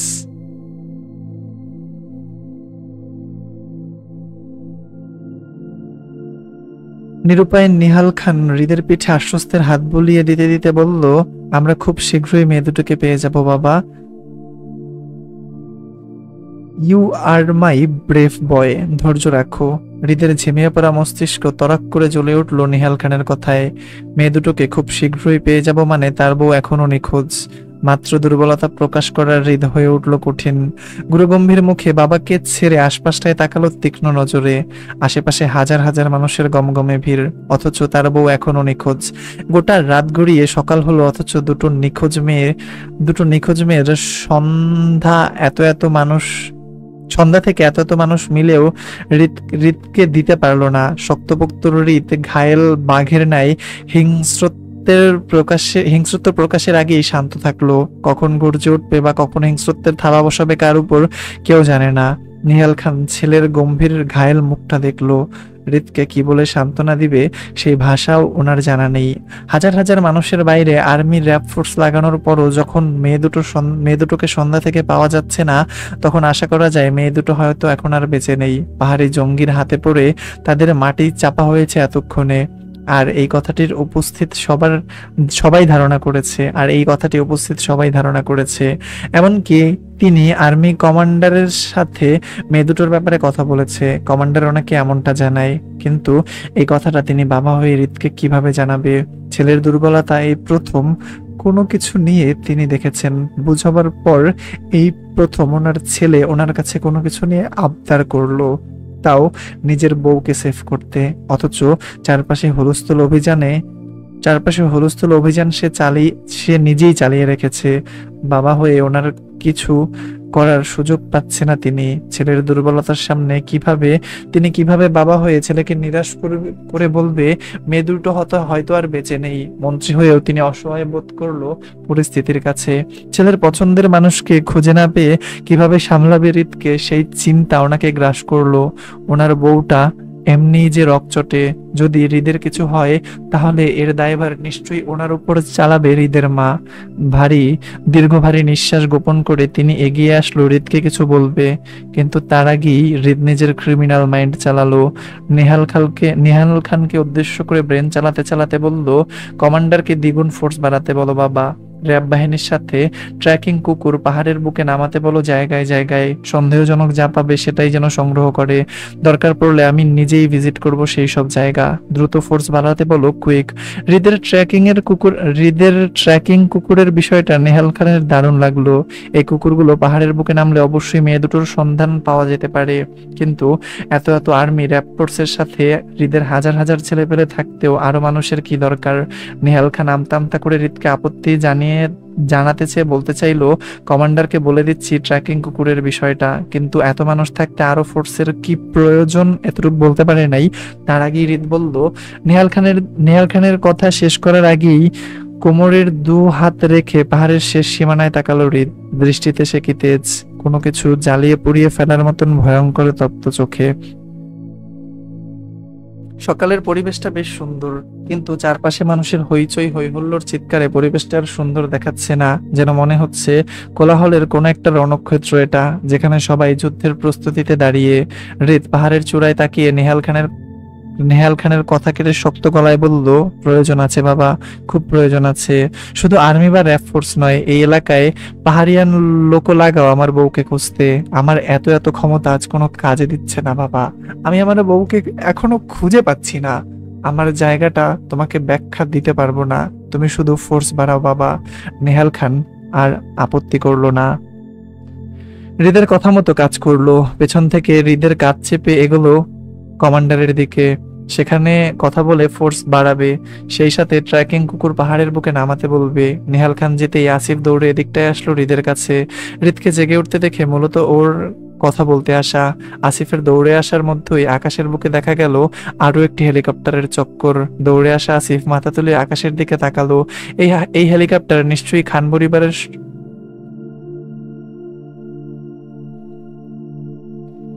এই হেলিকপ্টারে নিশ্চয়ই খান পরিবারের সদস্যদের থাকার কথা। আসিফকে রাতে আয়ন কল দিয়েছিল মায়ার খোঁজ নিতে, হয়তো আয়ন হতে পারে এই হেলিকপ্টারে। আসিফ আকাশের দিকে তাকাতে তাকাতে দৌড়ের গতি কমিয়ে দিল। হেলিকপ্টারের পাখা ধীরে ধীরে কমে আসলো। আসিফকে পার হয়ে হৃদের মাথার উপর দিয়ে গিয়ে নামলো বাকি হেলিকপ্টারের সঙ্গে। হৃদ চোখ উঁচিয়ে তাকালো না পর্যন্ত উড়ন্ত হেলিকপ্টারের দিকে। কে বা কারা এসেছে তার দেখার প্রয়োজন পর্যন্ত পড়লো না, প্রয়োজন পর্যন্ত মনে করলো না হৃদ। হৃদ এক দৃষ্টিতে তাকিয়ে রইল সেই পাহাড়ের চূড়ায়। আসিফ দৌড়ে হৃদের কাছাকাছি আসতেই ডাকলো হৃদকে, ভাই। আকাশের বুকে হেলিকপ্টারগুলোয় ওরা। আসিফ, সবগুলো নিষিদ্ধ জায়গার হেলিকপ্টারের খোঁজ লাগা, কুইক। আকাশের বুকে হেলিকপ্টারগুলো ওরা আসিফ, সবগুলো নিষিদ্ধ জায়গায় হেলিকপ্টারের খোঁজ লাগা, কুইক। আমি নিজে যাব সেই সব নিষিদ্ধ জায়গাগুলোতে, চল। হৃদ শুধুই তার ব্রেন চালাচ্ছে এই মুহূর্তে, কিভাবে বউকে খুঁজে পাওয়া যাবে এই পদক্ষেপ গ্রহণ করছে। বাকি সবাই শুধু হৃদের কথা অনুযায়ী কাজ করছে। যে কোনো পরিস্থিতিতে হৃদের তীক্ষ্ণ মাইন্ড দ্রুত চলে, সেটা পূর্ব থেকেই অবগত আসিফ। তাই নতুন করে অবাক হলো না হৃদের চলাচলে। আসিফ হৃদের কথাগুলো শুনলো এবং কিছু বলতে চাওয়ার আগেই হৃদ নিজের কথা শেষ করতে করতে হাঁটে হেলিকপ্টারগুলোর দিকে। আসিফ বুঝালো হৃদকে এই মুহূর্তে কিছু বলার চেয়ে চুপচাপ সে কাজ করাটাই শ্রেয়, নয়তো যে আগুন হৃদের ভিতর জ্বলছে সে আগুনে সর্বপ্রথম আসিফকেই পুরাবে হৃদ।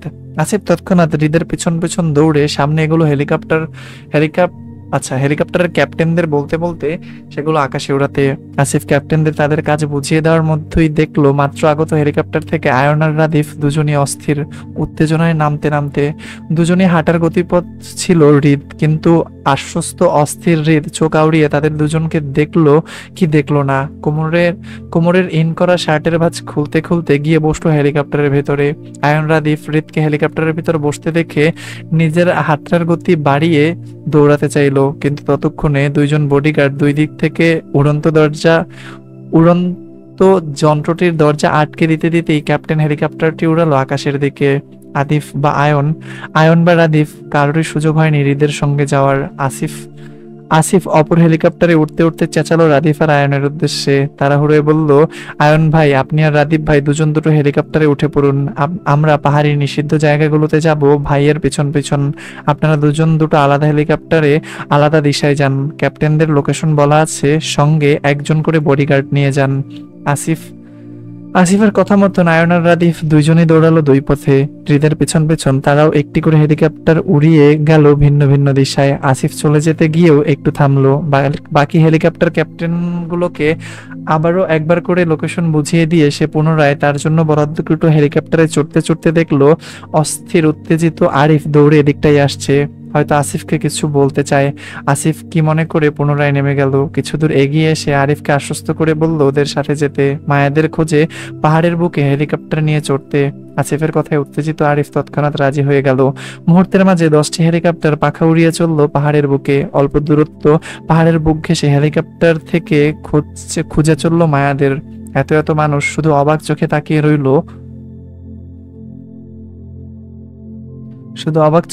রইল, রিদ খানের ক্ষমতার দিকে।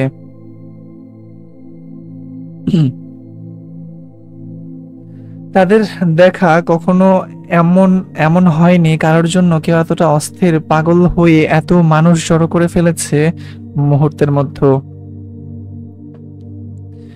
হাজার হাজার মানুষের বিরতিহীনভাবে লাগাতার এক পাহাড় থেকে অন্য পাহাড়ের বুকে দৌড় করাচ্ছে শুধু 2টা মেয়ের জন্য। সেই সাথে এতগুলো মানুষের খাওয়া দাওয়া, পানির, ডাক্তারের ব্যবস্থা করে রিদ খানের পক্ষ থেকে। তারপরও মেয়ে দুটো রিদ খানের চাই মানে চাই। এখনো তো উপস্থিত মানুষের মধ্যে তীব্র একটা কৌতূহল জেগেছে, কে সেই নারী যার খোঁজে রিদ খান আকাশ পাতাল এক করে দিচ্ছে অনুসন্ধানে। রিদ খানের শখের নারীকে সবাই এক পলক হলেও দেখতে চায়, কিন্তু আফসোস সেটা আদৌ সম্ভব হবে কিনা কে জানে। সবার ধারণা মেয়ে দুটো হয়তো জীবিত নেই, কারণ জীবিত মানুষের সন্ধান এতক্ষণে পেয়ে যেত তারা। কিন্তু মৃত মানুষের সন্ধান পাওয়া এই পাহাড়ের বুকে অনেকটাই দায়, কারণ মৃত মানুষ বন্য পশুর শিকার হয়। যদি মেয়ে দুটো মৃত হয় তাহলে এতক্ষণে নিশ্চয়ই পাহাড়ি বন পশুর আহার হয়ে গেছে। সেখানে এক রাত কেন, 1 যুগ খুঁজলেও মেয়ে দুটোর সন্ধান পাওয়া যাবে না। দেখতে দেখতে আর্মি র্যাব ফোর্স দ্বিগুণ বাড়ানো হলো। সারি সারি গাড়ির ভিড় পড়লো রাস্তায়। দুপাশে পাহাড়ি রাস্তায় 2 কিলোমিটার পর্যন্ত শুধু গাড়ির ভিড়ই পড়লো। আগত র্যাব বাহিনীর সাথে স্পেশালিস্ট ট্র্যাকিং কুকুরও নামানো হলো পাহাড়ের বুকে, আর সেটা কাজেও দিল। কুকুরগুলো ঘ্রাণ শক্তি তীব্র হয়, কোনো জিনিসের ঘ্রাণে চিহ্নিত করতে পারে মানুষের অবস্থান। র্যাব বাহিনী হাতে হাতে সেই কুকুরগুলো নিয়ে জায়গায় জায়গায় ছড়িয়ে পড়তেই মায়াদের চিহ্ন খোঁজ বের করতে শুরু করলো। প্রথমে পেল রাস্তায় রক্তের দাগ। রাতের আধারে জঙ্গি ছেলেগুলোর হাতে মায়া পা কেটে উল্টে পড়ে। সেই রক্তের দাগগুলো কুকুর দিয়ে শনাক্ত করতেই সেখানে র্যাব বাহিনী দাগ দিয়ে সিজ করলো। পাহাড়ে উঠতে উঠতে আরো কয়েক জায়গায় অল্প অল্প রক্তের দাগ পেল বিভিন্ন জায়গায়। তদন্ত অনুযায়ী র্যাব ফোর্স ধারণা করেছে মেয়েগুলো রাতের আধারে এই পথেই দৌড়ে পালিয়েছিল। এই শনাক্ত করা জায়গাগুলো হৃদের কাছে বার্তা পাঠানো হলো হৃদের কাছে পৌঁছাতেই বার্তা পাঠানো হলো হৃদের ক্যাপ্টেনের কাছে। 7টা থেকে 9টা পর্যন্ত প্রায় 2 ঘন্টা যাবত শুধু পাহাড়ের নিষিদ্ধ জায়গাগুলোতে হেলিকপ্টারে চড়ে বেরিয়েও মায়াদের অনুসন্ধানের খোঁজ পেল না হৃদ বা অন্য কেউ। তারপরও ক্লান্তিতে কেউ থেমে নেই। বিরতিহীনভাবে এক এক জায়গায় বারবার রাউন্ড দিয়ে খুঁজে বেড়াচ্ছে মায়াদের। অশান্ত হৃদ দাঁত কিরমির করে বসে। তখনই ক্যাপ্টেন খবর দিল মায়াদের কিছু চিহ্নের শনাক্তকরণের বিষয়টি। অল্প আশার আলো দেখতে পেতে হৃদ তৎক্ষণাৎ উড়ন্ত যন্ত্রটি নামাতে বলল নিচে। দক্ষ ক্যাপ্টেন তাই করলো। পাহাড়ের শেষ চূড়ায় পাখার রাউন্ড ঘুরিয়ে নিচে নামলো। উড়ন্ত যন্ত্রটি নামতে দেরি, কিন্তু হৃদের লাফিয়ে বের হতে দেরি হলো না। হৃদকে বের হতে দেখেই কালো পোশাকধারী কিছু র্যাব ফোর্স এগিয়ে আসলো। তার মধ্যে একজন কমান্ডারও ছিল। তিনি হাতে একটা ট্যাবে হৃদকে তখনকার শনাক্তকরণের জায়গাগুলো দেখাতে দেখাতে হাঁটলো সামনে। হৃদ ট্যাবে হাতে চলল নিচে, যেদিকে ট্র্যাকিং কুকুরগুলোর দিশা দিচ্ছিল। পাহাড়ের উঁচু হতে নিচে নামায় মাঝপথে আবারও হইচই করলো কুকুরগুলো। ঘেউ ঘেউ শব্দে পা দিয়ে আশেপাশের বালু মাটি সরাতে লাগলো কিছু একটার আভাস পেয়ে। হৃদ থামে। সে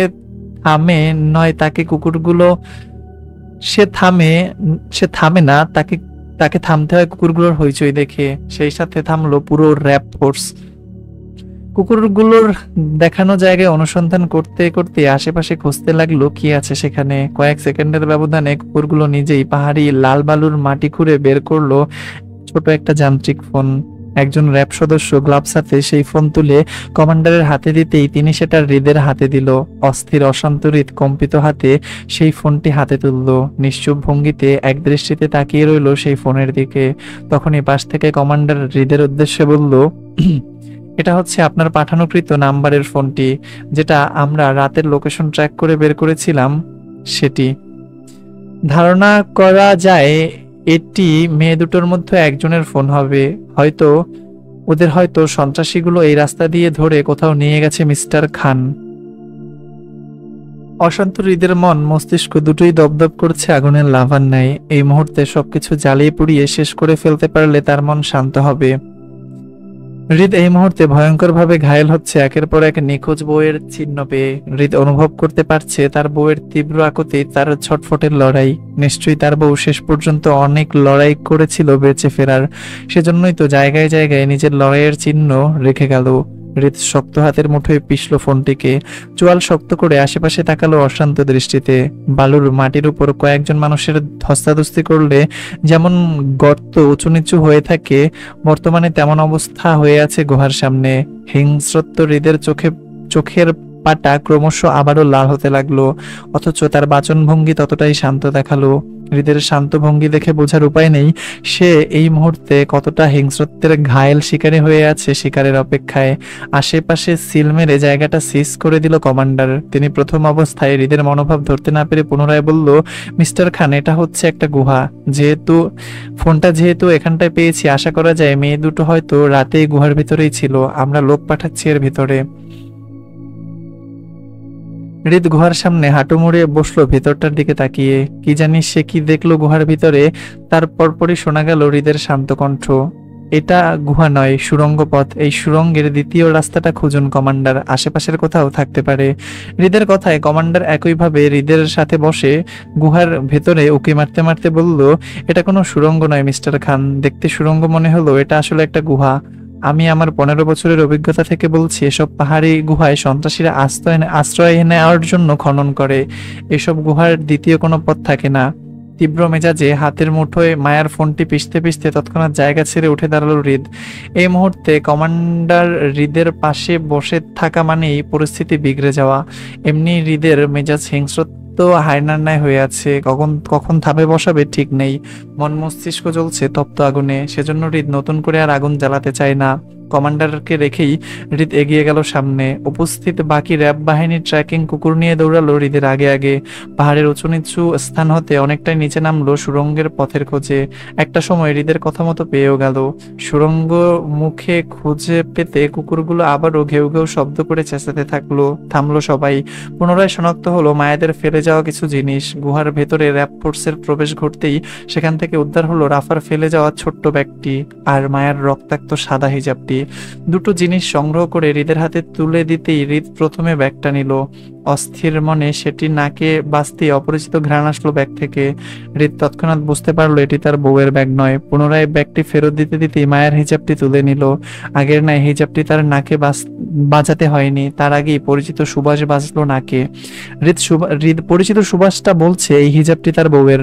হিজাবের রক্তের ছিটা দাগ আর পাহাড়ি লাল মাটির ময়লা বর্ণনা করছে তার বউ রাতে এখানেই ছিল। না জানি কতটা আতঙ্কে আর কতটা অসহায়ত্বে আহত অবস্থায় এখানে আশ্রয় নিয়েছিল সে।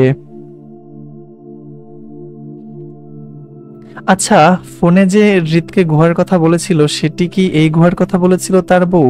না, হৃদয় ভাবতে পারছে না। ছটফট অস্থিরের মনে বলিষ্ঠ হাতে হিজাবটি পিষে হাঁটু ভেঙে বসে পড়লো সুড়ঙ্গ মুখের সম্মুখে। অন্ধকার সুড়ঙ্গের ভেতর দিয়ে দিনের আলোর এতটা অন্ধকার দেখালে তাহলে রাতে হয়তো আরো ভয়ঙ্কর দেখায়। তার বউ নিশ্চয়ই ভয় পেয়ে হাজারি করছিল অল্প আলোর জন্য। হৃদের পাশাপাশি তখনকার কমান্ডারটি বসলো হাতে ফোনের আলো জ্বালিয়ে। সুড়ঙ্গের ভেতরের আলো ফেললেতেই দেখতে পেল ছোটখাটো গুহার মতন বড় বড় কয়েকটা সুড়ঙ্গের পথ ভেতরের দিকে চলে গেছে। কমান্ডার সেটি দেখে হৃদের দিকে তাকালো আর চোখে। তখন হৃদকে জোর গলায় বলেছিল, এইসব পাহাড়ি গুহায় দ্বিতীয় কোনো রাস্তা থাকে না। অথচ ওনার 15 বছরের অভিজ্ঞতা ভুল করে দিয়ে হৃদ খানের ধারণাই ঠিক ছিল। দেখা মাত্র কিভাবে বলে দিতে পারলো এটা গুহা নয়, সুড়ঙ্গের পথ ছিল। তিনি তো জানেন এসব গর্তের মতন দেখতে গুহার পাহাড় কেটে বানানো হয় শুধু পাহাড়ি জঙ্গিদের আশ্রয় নেওয়ার জন্য। যেমনটা মানুষ ঘর বানায়, তেমন পাহাড় কেটে জঙ্গিরা গুহা বানায় তাদের নিরাপত্তার জন্য। কিন্তু হৃদ খানের ধারণা ওনার অভিজ্ঞতা থেকে এতটা প্রখর কিভাবে হয় এসব বিষয়ে? এত সহজ ভাষায় কিভাবে সবকিছু আগে থেকে বলে দেওয়া সম্ভব? কমান্ডারের চিন্তা ভাবনার মাঝেই হৃদ সুড়ঙ্গের ভেতরে হাত ঢুকিয়ে একটা মচমচে শুকনো পাতা নিল হাতে। হৃদকে গভীর মনোযোগ সহকারে পাতাটির দিকে তাকিয়ে থাকতে দেখে তিনিও তাকালো সেদিকে। দেখলো শুকনো পাতাটি রক্তের কালশিটের দাগে দুমড়ে মুচড়ে আছে। পাতাটি দেখে বোঝাই যাচ্ছে কেউ একজন হয়তো এই পাতার সাহায্যে নিজের রক্তাক্ত স্থান পরিষ্কার করার চেষ্টা করছিল। হৃদ পাতাটি হাতে নিয়ে আশেপাশে ছড়িয়ে ছিটিয়ে পড়ে থাকা আরো কিছু পাতার দিকে তাকালো। বেশ কিছু পাতায় একইভাবে রক্তের দাগে দুমড়ে মুচড়ে পড়ে আছে। হৃদ বুঝতে পারলো মায়া বা রাফার মতো কেউ একজনের রক্ত পরিষ্কার করতে চেয়েছিল এই পাতার সাহায্যে। শ্বাস আটকে রাখার মতনই কষ্টে হৃদ বুক ফুলিয়ে শ্বাস টানলো বারবার। শেষবার সুড়ঙ্গের ভেতর তাকিয়ে পুনরায় সে উঠে দাঁড়ালো। যে পথে এসেছিল সেই পথে হাঁটলো পাহাড়ের চূড়ায়। হৃদকে পাহাড়ের উঁচুতে উঠতে দেখে কমান্ডার দাঁড়াতে দাঁড়াতে তাড়াহুড়ো করে বলল, মিস্টার খান কোথায় যাচ্ছেন? আমরা তো যাব নিচে, আপনি উপরের দিকে যাচ্ছেন কেন? শক্ত হৃদ উত্তর করলো না কমান্ডারের কথায়। সে এতক্ষণে বুঝতে পেরে গেছে তার গন্তব্য এখন কোথায়। তার বউ তার এই সুড়ঙ্গের পথ ধরেই পাহাড়ের উপরে উঠে এসেছিল রাতে, কিন্তু এরপর কোথায় গিয়েছে সেটাই হৃদকে জানতে হবে। রাফাকে নিয়ে মায়ের দৌড়ে যাওয়া একই পথে হাঁটলো হৃদ। হাঁটতে হাঁটতে সেই একই পথে উঠে দাঁড়ালো পাহাড়ের শেষ পৃষ্ঠে। হৃদ আশেপাশে তাকালো। নিজের ক্রিমিনাল মাইন্ড আর বিচক্ষণতা কাজে লাগিয়ে রাতের পরিস্থিতি বর্ণনা করতে চাইলো নিজে নিজে। বাজ পাখির দৃষ্টি আর প্রখর ব্রেন চালিয়ে আশেপাশে পর্যবেক্ষণ করতে করতে বর্ণনা করলো, পাহাড়ের শেষ পৃষ্ঠের চূড়ায় দাঁড়িয়ে এখান থেকে ফিরে যাওয়ার পথ বন্ধ। সামনে গহীন গভীর খাত, আর পেছনে জঙ্গি ছেলেগুলো। এখান থেকে ঘুরে পুনরায় দৌড়ানোর সুযোগ পাবে না তার বউ, কারণ এতে অনেক সময় লাগবে। ততক্ষণে ছেলেগুলোর হাতে ধরা পড়ার সম্ভাবনা বেশি। যদি তার বউ ধরা পড়তো তাহলে এতক্ষণে মৃতদেহটা হলেও পেত হৃদ, কারণ পাহাড়ের বুকে থাকা চোর ডাকাত জঙ্গি সন্ত্রাসী একটা মানুষকেও হৃদ ছাড় দেয়নি বন্দি থেকে। এর মানে তার বউকে রাতে কিডন্যাপ করা জঙ্গি ছেলেগুলো হৃদের হাতে বন্দি এই মুহূর্তে। হয়তো তার বউয়ের সন্ধান পেলে ছেলেগুলোকেও শনাক্ত করা যাবে। তাই হৃদের বিচক্ষণতা বলছে তার বউ রাতে জঙ্গিদের হাতে পড়েনি, হয়তো প্রাণ বাঁচাতে কিছু একটা করেছে। কিন্তু কি? পেছনে জঙ্গি ছেলেগুলো থাকলে মানুষ ইজ্জত বাঁচাতে অসহায় অবস্থায় কি করতে পারে? পাহাড় থেকে লাফ দিতে পারে। হৃদের হিসাব বরাবর মিলে যেতেই হৃদের বুক আতঙ্কে কাঁপলো। কম্পিত বুকে তাকালো নিচে। দিনের আলোয় আচ্ছা ওয়েট, লাইন হারায় ফেলছি, ওয়েট। হৃদের হিসাব বরাবর মিলে যেতেই হৃদের বুক আতঙ্কে কাঁপলো। কম্পিত বুকে তাকালো নিচে। দিনের আলোয় উপর থেকে নিচে তাকালে মানুষের শরীরের লোম দাঁড়িয়ে যাওয়ার মতন ভয়ঙ্কর গহীনতা দেখা যায়। হৃদ মায়ের লাফিয়ে পড়া একই স্থানে দাঁড়িয়ে নিচে তাকালো। এক হাতে মায়ের হিজাব টেনে তো অন্য হাতে মুঠোফোনটি ধরা। অপর দৃষ্টিতে পাহাড়ের উঁচু হতে তলদেশের দিকে তাকিয়ে। হৃদের আশেপাশে অসংখ্য মানুষের ভিড়, সবাই মায়াকে খুঁজে বেড়াচ্ছে। অথচ হৃদের বুক কাঁপছে এটা মানতে তার বউ হয়তো রাতে এদিকটা এসেছিল, জেনে বুঝে নয়তো অসাবধানতায় পাহাড়ের চূড়ায় হতে নিচে পড়ে গিয়েছে। হৃদ শূন্য চোখে নিচে, একদম নিচে তাকিয়ে রইল। হৃদের হেলিকপ্টার ছাড়া বাকি 9টা হেলিকপ্টার দেখা গেল এই পাহাড়ের তলদেশে উড়ে বেড়াচ্ছে মায়াদের খোঁজে। হৃদ নিজেও এতক্ষণ এই নিষিদ্ধ জায়গাগুলোতে মায়ের খোঁজ করছিল, কিন্তু কোথাও পায়নি। হৃদ বুঝতে পারছে না, যদি মেয়ে দুটোর এদিকটায় লাফিয়ে থাকে তাহলে এতক্ষণ পর্যন্ত তাদের এদিকটার চিহ্ন পর্যন্ত কেউ পাচ্ছে না কেন? রাত থেকে এই পর্যন্ত সবাই খুঁজে খুঁজে ক্লান্ত। এখন সময় 10টার ঘরে। তার বউ যাবে তো যাবে কোথায়? মাটি খুঁড়ে হলেও পাহাড়ের তলদেশ থেকে বেরিয়ে যাওয়ার কথা, অথচ বিগত 12 ঘন্টা ধরে খোঁজাখুঁজির পরও কোনো হদিস পাচ্ছে না কেন কেউ? চারপাশে চাপা গুঞ্জন চলছে মায়া জীবিত নেই, অথচ হৃদের মন মস্তিষ্ক মানতে নারাজ তার বউ জীবিত নেই। হৃদ বুঝতে পারছে সে অনেকটা দেরি করে ফেলেছে তার বউয়ের কাছে পৌঁছাতে, কিন্তু না জানি কতটা দেরি করে ফেলেছে। সেই ভয়ে আকাশের দিকে তাকালো হৃদ। বেশ সময় নিয়ে শূন্য আকাশে তাকিয়ে রইল অনুভূতিহীন ভাবে। তার কঠিন ব্যক্তিত্ব নড়ে উঠেছে বউয়ের দহনে। চোখের সামনে দুনিয়াটা ঘুরছে হারানোর ব্যথায়। হৃদ তপ্ত দহনের ব্যথা সহ্য করতে না পেরে হঠাৎ বুক ফাটা আর্তনাদে চিৎকার করে উঠল গলা ফাটিয়ে। হৃদের চিৎকারে আশপাশটা ভয়াবহ হয়ে উঠল থমথমে পরিবেশে। আকাশের দিকে তাকিয়ে হৃদের চিৎকার ধ্বনি বলতে শোনা গেল, Hrid, I hate you, I just hate you. তোর মতন অবাধ্য নারীর প্রয়োজন এই হৃদ খানের হতে পারে না। শুনেছিস তুই? তোকে ছাড়াও আমি ভালো থাকবো, খুব ভালো থাকবো। হৃদের হঠাৎ চিৎকারে আশেপাশের সবাই থমথমে খেয়ে অবাক চোখে তাকালো হৃদের দিকে। একটা মানুষ কতটা ভিতর থেকে ভেঙে পড়লে এইভাবে চেঁচাতে পারে পাহাড়ের বুকে? হৃদের প্রতিটা আত্মচিৎকারের ধ্বনি যেন পাহাড়ের বুকে প্রতিধ্বনি হয়ে ফেরত আসছে বারে বারে। উপস্থিত শত শত মানুষ নিজেদের খোঁজাখুঁজি ছেড়ে শুধু হৃদের দিকে তাকিয়ে। হৃদের না বলা কথাগুলো যেন সবাই পড়তে পারছে। বউ হারিয়ে পাগলপাড়া হৃদের বুক ফাটা আর্তনাদ সবাই দেখতে পারছে, কিন্তু আফসোস তাদের কারোর ক্ষমতা নেই হৃদের বউকে সুস্থ সবল অবস্থায় ফেরত দিতে। কারণ তাদের সবার ধারণা মেয়েটি হয়তো রাতে জঙ্গিদের হাতে পড়ে পাহাড়ের বুকে কোথাও মাটি চাপা হয়ে গেছে, যার জন্য তারা মেয়েটির সন্ধান পাচ্ছে না।